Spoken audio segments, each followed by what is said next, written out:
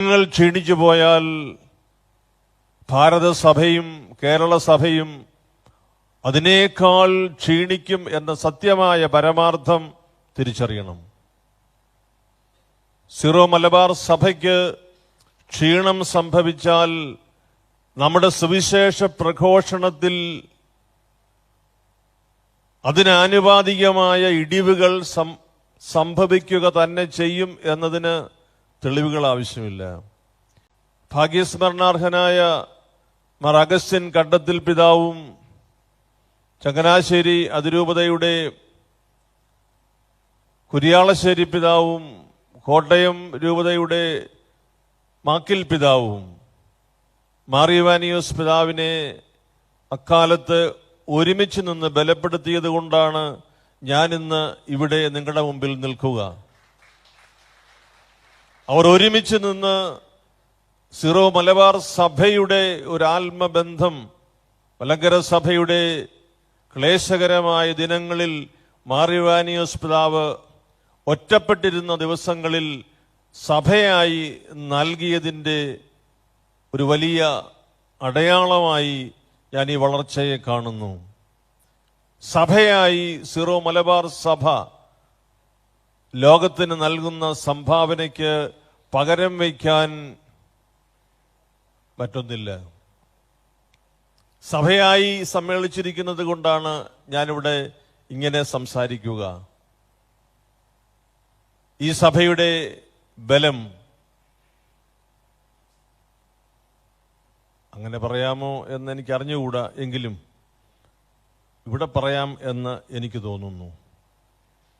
ആനയ്ക്ക് ആനയുടെ ബലം അറിഞ്ഞുകൂടാ എന്ന് പറയുന്നത് അർത്ഥവത്തായിട്ടുള്ള ഒരു വിശേഷണമാണ്. ഈ സഭയുടെ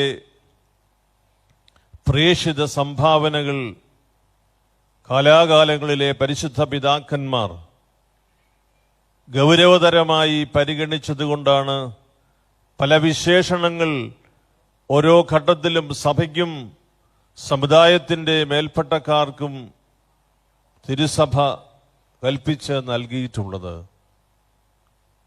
അത് തുടരണം. അതെല്ലാ നന്മകൾക്കുമായി കൂടുതൽ സ്ഥലങ്ങളിലേക്ക് വ്യാപിക്കണം.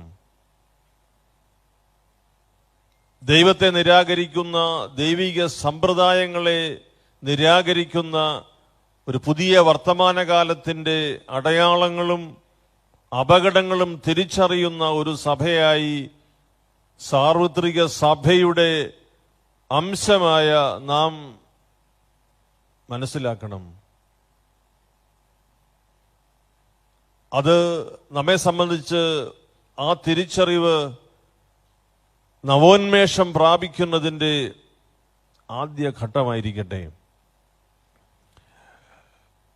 നാം ഒരുമിച്ച് നിന്നാൽ പോലും നമ്മെ വിഭജിക്കുന്ന ധാരാളം അപകട പ്രവണതകൾ നിലവിലിരിക്കുമ്പോൾ വിഭജിതമായ ഒരു സമൂഹത്തിന് ഒരുമയുടെ സന്ദേശം കൊടുക്കാൻ ബലമുണ്ടാവില്ല എന്നത് സത്യമാണ്.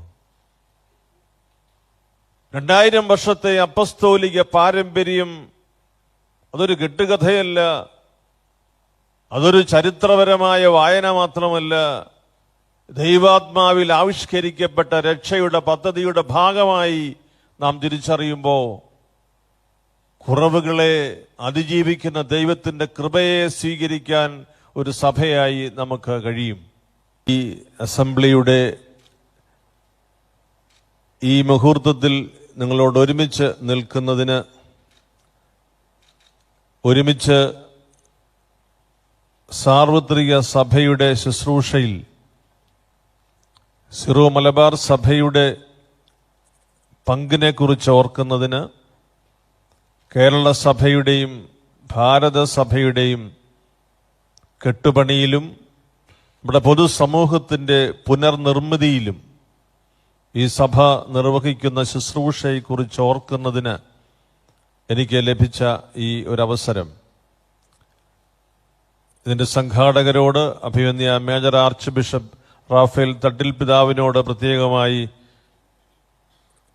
നന്ദിയും സ്നേഹവും ഞാൻ അറിയിക്കട്ടെ.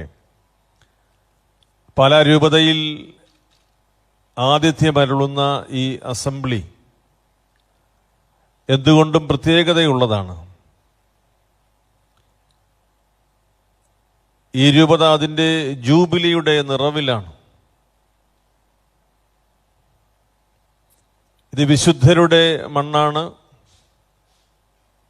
പവിത്രമായ കുടുംബജീവിതത്തിൻ്റെ ദൃശ്യമായ അടയാളങ്ങളായി സാർവത്രിക സഭയിൽ ത്രോണോസിൽ ഉയർത്തപ്പെട്ടിരിക്കുന്ന നാമങ്ങൾ ഏറെയുള്ള ഒരു അജപാലന ഭൂപ്രദേശവും കാനോനിക സംവിധാനവുമാണ്.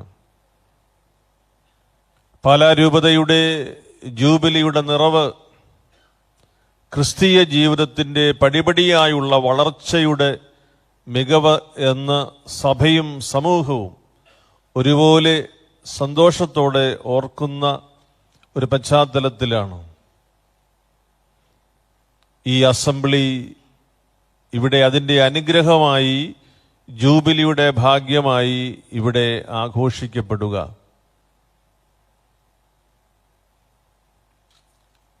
സിറോ മലബാർ സഭയെ സംബന്ധിച്ചുള്ള വിവിധങ്ങളായ വിഷയങ്ങൾ ഈ അസംബ്ലിയിൽ ചർച്ച ചെയ്തിട്ടുണ്ട്. അതിൻ്റെ ഒരു സമാപന സന്ദേശത്തിലേക്ക് കൂടി നാം വരുന്ന ഒരു സന്ദർഭമാണിത്. സിറോ മലബാർ സഭയെക്കുറിച്ച്, സഭയുടെ ശുശ്രൂഷകളെക്കുറിച്ച്, അതിൻ്റെ പ്രബോധനപരമായ വീക്ഷണങ്ങളെക്കുറിച്ചൊന്നും പറയുവാൻ ആഗ്രഹിക്കുന്നില്ല. But my dear brothers and sisters, let me speak from my heart what other people wants to share with you about the great blessings that the Lord has given to you as a church. ദൈവം ഈ സഭയ്ക്ക് നൽകിയിരിക്കുന്ന വിശുദ്ധ കുർബാനയിൽ നിങ്ങൾ അനുദിനവും അനുസ്മരിക്കുന്ന സകല സൗഭാഗ്യങ്ങളും നിറഞ്ഞ് മുടിചൂടി നിൽക്കുന്ന ഒരു സഭ. വിശുദ്ധ കുർബാനയിൽ കള്ളം പറയാറില്ലല്ലോ. ദൈവത്തോട് സംസാരിക്കുമ്പോൾ പൊള്ളയായ വാദം പറയാറില്ലല്ലോ. ഹൃദയത്തിൽ നിന്ന് വരുന്ന, തലമുറകൾ കൈമാറിത്തന്ന കുർബാനയുടെ രഹസ്യങ്ങളെക്കുറിച്ച് അനാവരണം ചെയ്യുന്ന പദങ്ങളിൽ വളരെയധികം സ്വാധീന ശക്തിയുള്ള ഒരു പദമായി ഞാനിതിനെ കാണുന്നു. സകല സൗഭാഗ്യങ്ങളും മുടിചൂടി നിൽക്കുന്ന, നിറഞ്ഞ് മുടിചൂടി നിൽക്കുന്ന ഒരു സഭയിൽ എന്താണ് അതിൻ്റെ അർത്ഥമായി നമുക്ക് സ്വീകരിക്കാനുള്ളത്? അപ്പസ്തോലികമായ ഈ സഭയുടെ കൈവിട്ടുപോകാത്ത സാർവത്രിക ബന്ധം മറ്റ് സഭകളുടെ മുൻപിൽ, ചരിത്രത്തിൻ്റെ മുൻപിൽ വേറിട്ട ഒരനുഭവമാണ് എന്നത് ഈ സഭ എന്നും തിരിച്ചറിയണം. വിശുദ്ധ പത്രോസിന്റെ പിൻഗാമിയുമായുള്ള അവികലമായ സുവിശേഷാത്മകമായ സഭാപരമായ ബന്ധം ഒരു സഭയുടെ അടിസ്ഥാനം ഉറപ്പിക്കുന്ന ആത്മബന്ധത്തിൻ്റെ കണ്ണിയായി നാം തിരിച്ചറിയുക. ഈ സഭയുടെ ജീവിതത്തിൽ പരിശുദ്ധാത്മാവ് അതിശയകരമായി ഇടപെട്ട് ഈ സഭയ്ക്കും മറ്റ് സഭകൾക്കും സാർവത്രിക സഭകൾക്കും നൽകിയിട്ടുള്ള വലിയ മാറ്റിവെക്കാനാവാത്ത ആത്മീയ കൃപകൾ നമ്മുടെ ശ്രദ്ധയിൽ, ധ്യാനത്തിൽ, വിചിന്തനത്തിൽ, പ്രവർത്തന മേഖലയിൽ നിറയട്ടെ എന്നാണ് എൻ്റെ പ്രാർത്ഥന. വിശുദ്ധരുണ്ടാകുന്നത് കത്തോലിക്കാ സഭയിലെ അതിസങ്കീർണമായ പരിശോധനകൾക്കും നിരീക്ഷണങ്ങൾക്കുമെല്ലാം വിധേയപ്പെടുത്തിക്കൊണ്ടുള്ള സുദൃഢമായ നിയതമായ ഒരു പദ്ധതിയിലാണ് വിശുദ്ധർക്ക് വേണ്ടിയുള്ള നാമകരണ നടപടികളുടെ കാര്യാലയം പ്രവർത്തിക്കുക. ഏതെങ്കിലും ഒരു വിഭാഗത്തെ സംതൃപ്തിപ്പെടുത്താനോ ഏതെങ്കിലും ഒരു വിഭാഗത്തിന് പ്രോത്സാഹനം കൊടുക്കാനോ ആ നിലയിൽ ഒരു വിശുദ്ധൻ സഭയിൽ ഉണ്ടാകില്ല. വിശുദ്ധമായ കുടുംബജീവിതം നയിക്കുന്നതിൻ്റെ അടയാളമായി ദൈവം നൽകുന്ന ചില സൂചനകളാണ് വിശുദ്ധ ജീവിതത്തിലൂടെ വരിക. ഒന്നിൽ കൂടുതൽ വിശുദ്ധരുണ്ടാകുമ്പോൾ ഒരുപക്ഷെ ഒരു അപകടം വരും. ഇത് സാധാരണ ഒരു സംഭവമാണെന്ന്. അതില്ലാത്തവർക്ക് അതിൻ്റെ വേദന അറിയുള്ളൂ. കൂടുതലുള്ളവർക്ക് അതിൻ്റെ ഒരുപക്ഷെ അതിൻ്റെ പ്രാധാന്യം മറന്നുപോകും. ഞാൻ സൂചിപ്പിക്കാൻ ആഗ്രഹിക്കുന്ന കാര്യം, അതിവിശുദ്ധമായി ജീവിച്ചു വരുന്ന ഒരു സഭാജീവിതത്തിൻ്റെ അനുരണനങ്ങളാണ് ഈ വിശുദ്ധ മാതൃകകൾ. അവരുടെ ജീവിതത്തിൽ അത് അവസാനിക്കുന്നില്ല എന്ന പരമാർത്ഥം നാം സ്വീകരിക്കണം. അത് മുൻപോട്ട് അനുസ്യൂതമായി കൊണ്ടുപോകേണ്ടുന്ന കൃപയുടെ ഒരു ചാനലാണ്. പ്രിയപ്പെട്ട പിതാക്കന്മാരെ, സഭാമക്കളെ, ഈ സഭയിലെ അനുഗ്രഹീതരായ ജനപ്രതിനിധികളുടെ സാന്നിധ്യത്തിൽ അവരേത് പാർട്ടിയാണെന്ന് നോക്കാതെ ഒരു മുഖം മാത്രം ഞാൻ കണ്ടാണ് ഇപ്പോൾ സംസാരിക്കുക. നിങ്ങൾ സീറോ മലബാർ സഭയുടെ മക്കളാണ് എന്ന ഒരു ലേബൽ മാത്രം.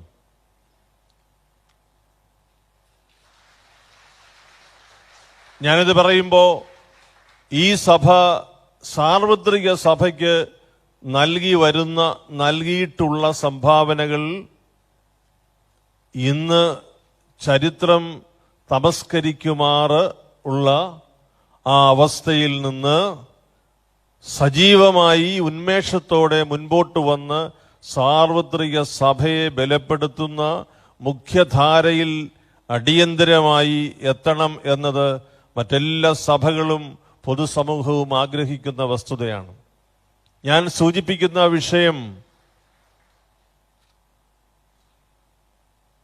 നിങ്ങൾ ക്ഷീണിച്ചു പോയാൽ ഭാരതസഭയും കേരള സഭയും അതിനേക്കാൾ ക്ഷീണിക്കും എന്ന സത്യമായ പരമാർത്ഥം തിരിച്ചറിയണം. സീറോ മലബാർ സഭയ്ക്ക് ക്ഷീണം സംഭവിച്ചാൽ നമ്മുടെ സുവിശേഷ പ്രഘോഷണത്തിൽ അതിനാനുപാതികമായ ഇടിവുകൾ സംഭവിക്കുക തന്നെ ചെയ്യും എന്നതിന് തെളിവുകൾ ആവശ്യമില്ല. പ്രിയപ്പെട്ട സഭാമക്കളെ, ലോകത്തിൻ്റെ 4 ഭാഗങ്ങളിൽ, അതും ഏറ്റവും അവികസിതമായ പ്രദേശങ്ങളിൽ ഈ സഭയുടെ മക്കൾ, അത് പുരോഹിതരായും സമർപ്പിതരായും മേൽപ്പട്ടക്കാരായും പ്രേഷിതരായും ഇറങ്ങി പുറപ്പെടുന്നതിന് പരിശുദ്ധാത്മാവ് സഹായിച്ചതുകൊണ്ട്, പരിശുദ്ധാത്മാവിന്റെ പ്രേരണകൾക്ക് വിധേയരാകുന്നതിന് മനസ്സ് തുറന്നതുകൊണ്ട് സാർവത്രിക സഭയിൽ ഏറ്റവും കൂടുതൽ മിഷണറിമാരെ സംഭാവന ചെയ്ത ഒരു സഭയെന്ന വലിയ ബഹുമതി സീറോ മലബാർ സഭയ്ക്ക് മാത്രമാണ്. ഈ റെക്കോർഡ് തുടരണം. മിഷണറിമാരില്ലാത്ത സഭ നിർജീവമാകും. നാം നമ്മുടെ ചെറിയ സങ്കേതങ്ങളിൽ പരിമിതമാകുമ്പോൾ നമ്മുടെ സഭയുടെ വിശാലത നമുക്ക് നഷ്ടപ്പെടും. ഈ സഭ ലോകത്തിലെ ഒട്ടുമിക്കവാറും ആരാധനാ റീത്തുകളിൽ, സമ്പ്രദായങ്ങളിൽ ശുശ്രൂഷ ചെയ്യുന്ന ഒരു സഭയാണ്. സന്ദർഭവശാൽ ഞാൻ സൂചിപ്പിക്കട്ടെ, ഭാഗ്യസ്മരണാർഹനായ മാർ അഗസ്റ്റിൻ കണ്ടത്തിൽ പിതാവും ചങ്ങനാശ്ശേരി അതിരൂപതയുടെ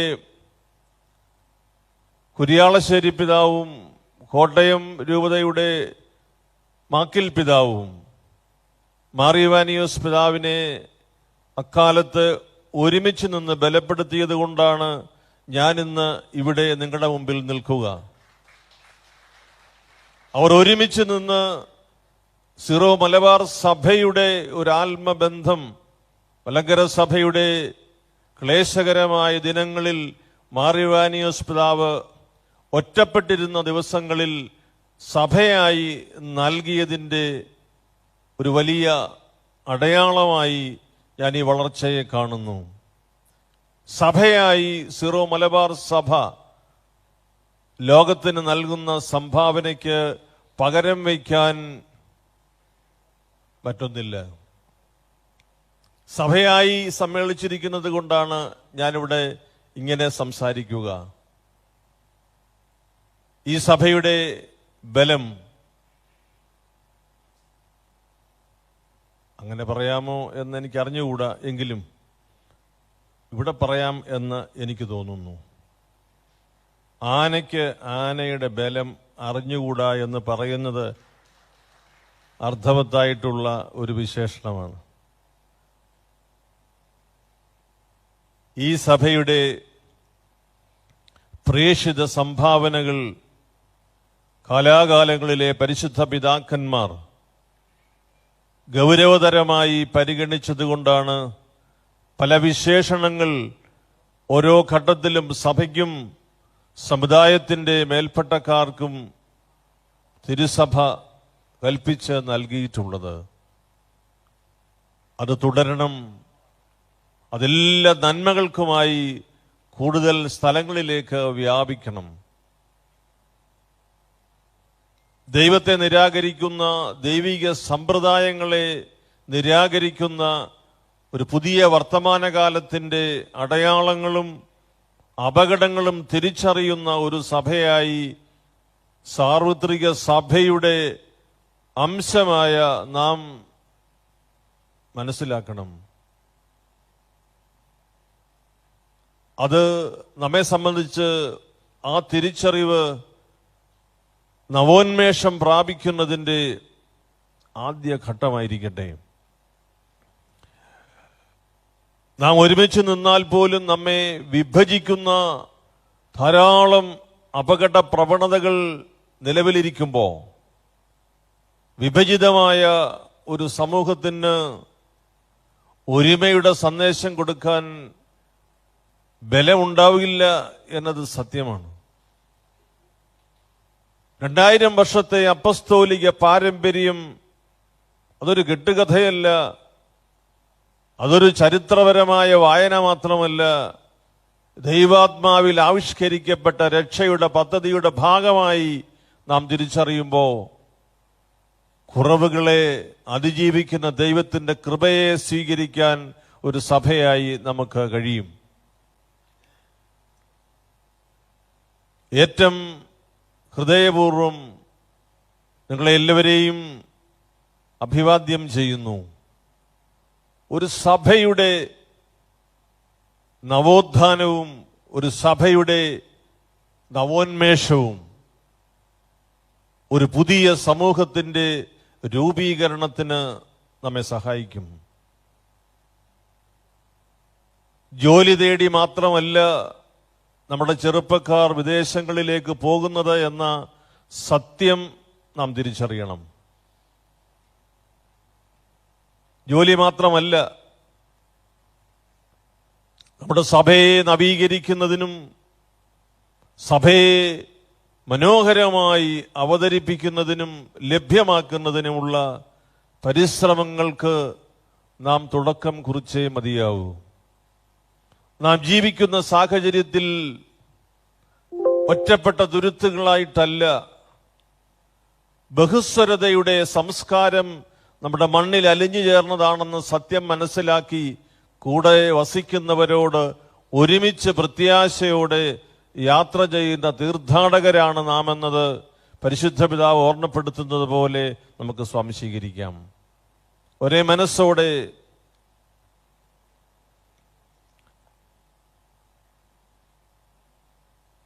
ഹൃദയത്തിൽ നിന്ന് നാം ഒരു ചോദ്യം നമ്മോട് ചോദിക്കണം. നമുക്ക് പരിചിതമല്ലാത്ത ആഫ്രിക്കയിലെ വിവിധ രാജ്യങ്ങളിൽ ഈ സഭയുടെ മിഷണറിമാർ ധൈര്യത്തോടെ കടന്നു എന്ന് യേശുവിന്റെ സുവിശേഷം പ്രസംഗിക്കുന്നതിന് അവരെ പ്രാപ്തരാക്കിയ ഘടകമെന്താണ്? ഒരു പരിചയവുമില്ലാത്ത ജനസമൂഹത്തിലേക്ക് ഇറങ്ങാൻ ഈ സഭയിലെ മക്കളെ പ്രേരിപ്പിച്ച ഘടകമെന്താ?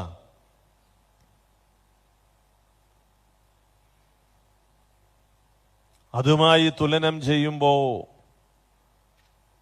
ഇപ്പോൾ ഈ സഭയെ ഭാരപ്പെടുത്തുന്ന വിഷയം പരിഹരിക്കുന്നതിന് ഈ സഭയ്ക്ക് സാധിക്കും എന്നതിനെ കുറിച്ച് എനിക്ക് യാതൊരു സംശയവുമില്ല.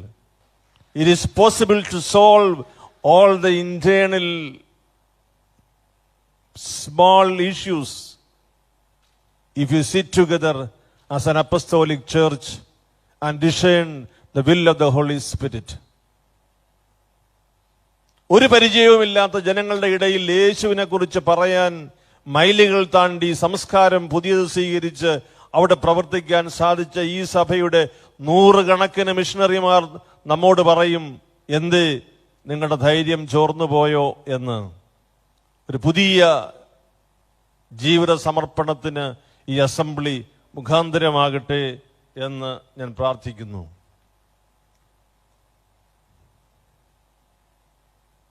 എനിക്ക് 20 മിനിറ്റാണ് അനുവദിച്ചതെന്ന് എനിക്കറിയാം. എൻ്റെ ആയുസിന്റെ വലിപ്പം ആ നോട്ടീസിൽ കുറിച്ചിട്ടുണ്ട്. അസംബ്ലിയിൽ 20 മിനിറ്റ് കിട്ടുക എന്ന് പറയുന്നത് വലിയ ഭാഗ്യമാണ്. അതുകൊണ്ട് 1 മിനിറ്റ് പോലും ഞാൻ കുറയ്ക്കാൻ ഉദ്ദേശിക്കുന്നില്ല. അത് കൂടാതെ പോകാനുള്ള ക്രമീകരണം പോളിപിതാവ് ചെയ്തുകൊള്ളും. ഞാൻ എൻ്റെ വാക്കുകൾ അവസാനിപ്പിക്കട്ടെ. പ്രിയപ്പെട്ട പിതാക്കന്മാരെ, സഭാമക്കളെ, പ്രിയപ്പെട്ട സ്നേഹിതരെ, ഞാനൊരു ആശംസ വെറുതെ പറഞ്ഞിട്ട് പോകാൻ എൻ്റെ മനസ്സ് അനുവദിക്കാഞ്ഞതുകൊണ്ടാണ് ഞാൻ നിങ്ങളോട് ഹൃദയം തുറന്ന് സംസാരിച്ചത്. ഈ സഭയ്ക്ക് ഔന്നത്യവും ഈ സഭയ്ക്ക് ബഹുമാന്യതയും ഈ സഭ മറ്റുള്ളവരാൽ കരുതപ്പെടുന്ന ഒരവസ്ഥയും അവസാനിച്ചു പോയ ചരിത്രത്തിന്റെ ഭാഗമല്ല, അനുസ്യൂതമായി തുടരുന്ന സഭാജീവിതത്തിന്റെയും പൊതുജീവിത ക്രമത്തിന്റെയും ഭാഗമാണ് എന്നത് ദയവായി നിങ്ങൾ തിരിച്ചറിയണം. ഇത് നമുക്ക് മുമ്പിലിരിക്കട്ടെ ഒരു പാഠമായി.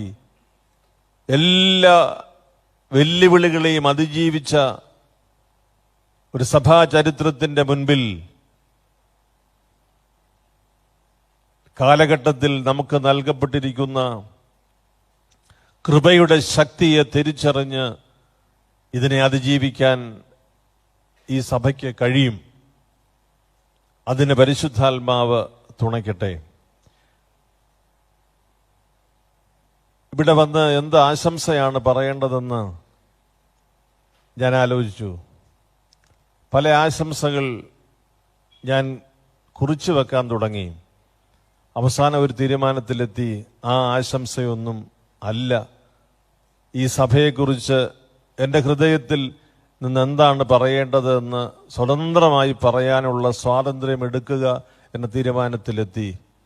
എൻ്റെ ഈ ഒരു സാഹസത്തിൽ വല്ല വാക്കുകളും പിഴച്ചു പോയിട്ടുണ്ടെങ്കിൽ അത് ശരിയായി തിരുത്തി നിങ്ങൾ വായിക്കുക. അത് മാത്രം ചെയ്താൽ മതി.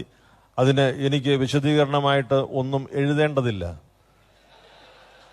നിങ്ങൾ അത് കൃത്യമായി തിരുത്തി നിങ്ങളുടെ നിഘണ്ടുവിൽ എഴുതി സൂക്ഷിക്കുക.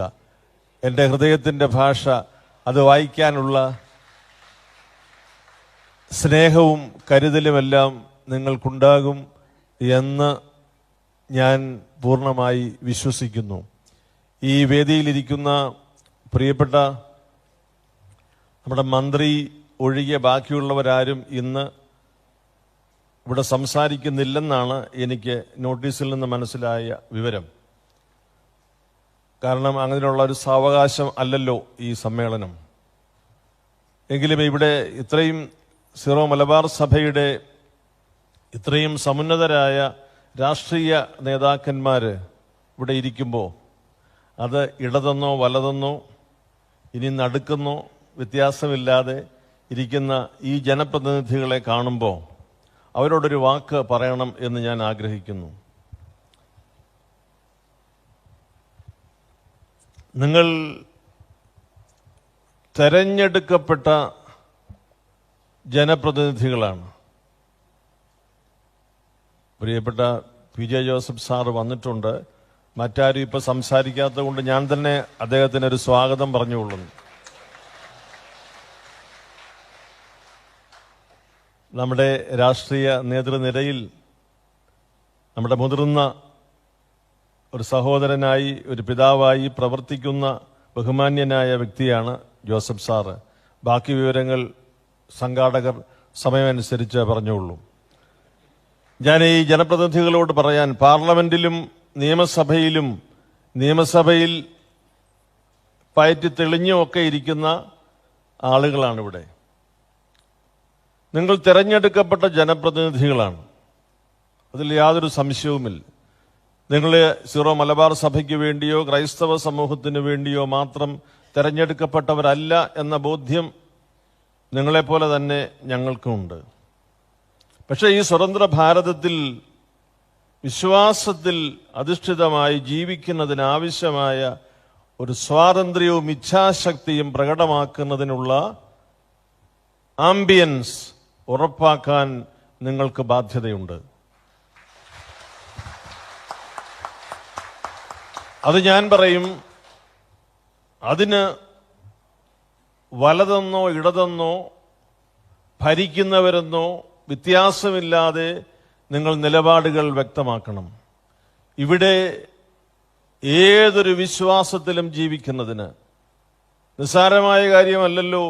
2000 വർഷമായി അപ്പസ്തോലിക പാരമ്പര്യത്തിൽ ജീവിക്കുന്ന ഒരു സഭയ്ക്ക് ഈ കാലഘട്ടത്തിൽ ഈ ഭാരതത്തിന്റെ കെട്ടുപണിയിൽ നിർണായകമായ സംഭാവനകൾ നൽകിയിട്ടുള്ള ഒരു സഭയുടെ അനുഗ്രഹിക്കപ്പെട്ട ഒരു മണ്ണിൽ നിന്നാണ് ഞാൻ സംസാരിക്കുക. ഈ ഒരു വലിയ അനുഗ്രഹീതമായ ചരിത്രം മുൻപോട്ട് കൊണ്ടുപോകുമ്പോൾ നമ്മെക്കുറിച്ച് വ്യത്യസ്തമായ നിരീക്ഷണങ്ങളും വിലയിരുത്തലുകളും, ചരിത്രത്തിൽ നമുക്ക് ചിലപ്പോൾ തെറ്റുകളുമൊക്കെ സംഭവിച്ചിട്ടുണ്ട്. എന്നാൽ ക്രൈസ്തവ സമൂഹമായി ഈ മണ്ണിൽ ജീവിക്കുന്നതിനുള്ള എല്ലാ അവകാശത്തിനും വേണ്ടി, എല്ലാവർക്കും വേണ്ടി പോരാടുന്ന നിങ്ങൾ ഈ സഭയെയും ഈ ക്രൈസ്തവ സമൂഹത്തെയും ഹൃദയത്തിലേറ്റി പോരാടണം എന്ന് തന്നെയാണ് എനിക്ക് അപേക്ഷിക്കാനുള്ളത്. അതിൽ വോട്ട് ബാങ്കുകൾ നിങ്ങളുടെ പരിഗണനാ വിഷയം ആകരുത്. നിങ്ങൾ ഈ കാര്യം ചെയ്യുമ്പോൾ ഭാരതത്തിന്റെ ആത്മാവിനെ സംരക്ഷിക്കുന്നു എന്ന ചാരിതാർത്ഥ്യം നിങ്ങളെ ഭരിക്കട്ടെ. ഭരിച്ചാലും ഭരിച്ചില്ലെങ്കിലും നാം ഓർക്കേണ്ടുന്നത്, നിങ്ങളിൽ വിശ്വാസം അർപ്പിച്ചുകൊണ്ട് നിങ്ങളെ പ്രതിനിധികളായി അയച്ചിട്ടുള്ള എല്ലാ വിഭാഗം ജനങ്ങളുടെയും മനസ്സിൽ ഈ സ്വതന്ത്ര ഭാരതത്തിന്റെ ബഹുസ്വരതയുടെ സംസ്കാരം നിങ്ങളിൽ ഉറപ്പായി ഞങ്ങൾക്ക് കാണാൻ കഴിയും എന്ന വിശ്വാസമാണ്. നിങ്ങളെല്ലാം ഭാഗ്യവശാൽ ഞാൻ ഈ പറയുന്ന ഗണത്തിൽ പെടുന്നതുകൊണ്ട് നിങ്ങളെ ഇപ്പോൾ പ്രതിപക്ഷ സ്ഥാനത്തിരുത്തുന്നില്ല ആ കാര്യത്തിൽ. പക്ഷേ നമ്മുടെ രാജ്യത്ത് വർദ്ധിച്ചു വരുന്ന വിഭാഗീയതയുടെ ഒരു വേലിയേറ്റം കാണുമ്പോൾ ഞങ്ങൾക്ക് ധൈര്യമായും സന്തോഷമായും പറയാൻ കഴിയുന്നത് നമ്മുടെ നാട്ടിലെ ജനപ്രതിനിധികളോടാണ്. You fight for that freedom of coexistence, dignified life in India. ഈ രാജ്യം എല്ലാവരുടേതുമാണ്. ഈ രാജ്യം ഇവിടെ ഏറ്റവും ഒടുവിൽ വന്ന് പ്രവേശിക്കുന്ന പൗരന്റേതുമാണ്. എങ്കിൽ നിങ്ങളുടെ ജനപ്രതിനിധികൾ എന്നുള്ള വലിയ സമർപ്പണം അനുഗ്രഹീതമായി, ഏറ്റവും കൃപയുള്ളതായി തീരുന്നതിന് ഇടയാകട്ടെ. നിങ്ങളെ പ്രതി ദൈവത്തോട് നന്ദി പറയുന്നു, നിങ്ങളെ പ്രതി അഭിമാനിക്കുന്നു. നിങ്ങൾ ഇനിയും ചെയ്യാനുള്ള വലിയ സേവനങ്ങൾക്കായി മുൻകൂട്ടി നിങ്ങളെ അഭിനന്ദിക്കുന്നു. എല്ലാ നന്മകളും നേരുന്നു. ഞാൻ എൻ്റെ വാക്കുകൾ അവസാനിപ്പിക്കട്ടെ. ഈ സമ്മേളനത്തിൽ സംബന്ധിക്കുന്നതിന് വേണ്ടി മാത്രമാണ് ഞാൻ തിരുവനന്തപുരത്ത് നിന്ന് എത്തിയതും ഇത് കഴിഞ്ഞ് ഉടനെ തിരിച്ചു പോകുന്നതും. ഇന്ന് വൈകുന്നേരം എനിക്ക് അമേരിക്കയിലേക്ക് പോകാനുള്ള ഒരു ചെറിയ യാത്രയുള്ളതുകൊണ്ട് എന്നെ ഇവിടുന്ന് പോകാൻ ദയവായി സഭയുടെ തലവനും പിതാവും അനുവദിക്കണം. തടസ്സമുണ്ടാക്കാതെ കലറങ്ങട്ട പിതാവ് നോക്കണം. മികച്ച സംഘാടക വൈഭവത്തിൽ എന്നും CBCIയുടെ സമ്മേളനവും CBCIയുടെ അധ്യക്ഷൻ ഇവിടെ ഇരിപ്പുണ്ട്. അഭിനന്ദനായ ആൻഡ്രൂസ് താഴത്ത് പിതാവ് CBCIയുടെ സമ്മേളനത്തോടു കൂടിയാണ് ഇവിടുത്തെ പാസ്റ്ററൽ ഇൻസ്റ്റിറ്റ്യൂട്ടിലെ ആദ്യത്തെ, വാസ്തവത്തിൽ CBCI സമ്മേളനത്തിന് വേണ്ടിയാണ് ഈ പാസ്റ്ററൽ ഇൻസ്റ്റിറ്റ്യൂട്ട് നിർമ്മിച്ചത് തന്നെ. അതിനാൽ തന്നെ ആൻഡ്രൂസ് പിതാവെ, ഒരു ചെറിയ അവകാശം നമുക്കുണ്ട്.